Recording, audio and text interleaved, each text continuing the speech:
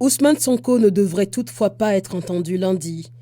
L'ancien ministre de l'Intérieur, qui conteste les charges retenues contre lui, comparaît devant le tribunal pénal fédéral à Bellinzone, dans le sud-est de la Suisse. Oui, c'est un grand jour alors pour mon organisation qui est à l'origine de cette plainte, mais c'est aussi un grand jour pour les victimes de la répression en Gambie.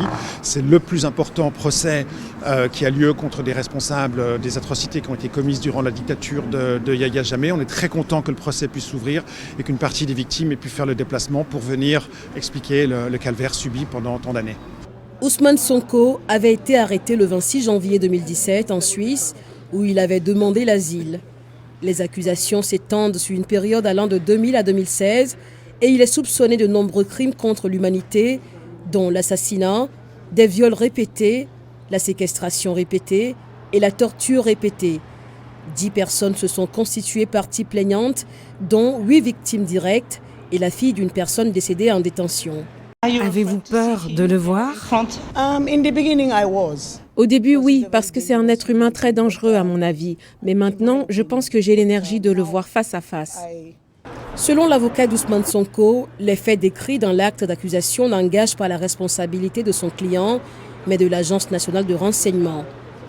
Il est le plus haut responsable politique jamais jugé en Europe pour des crimes internationaux, selon Trial International, l'ONG à l'origine de la procédure. Effectivement, une procédure qui a duré quasiment 7 ans depuis le dépôt initial de la plainte que nous avons déposée en 2017.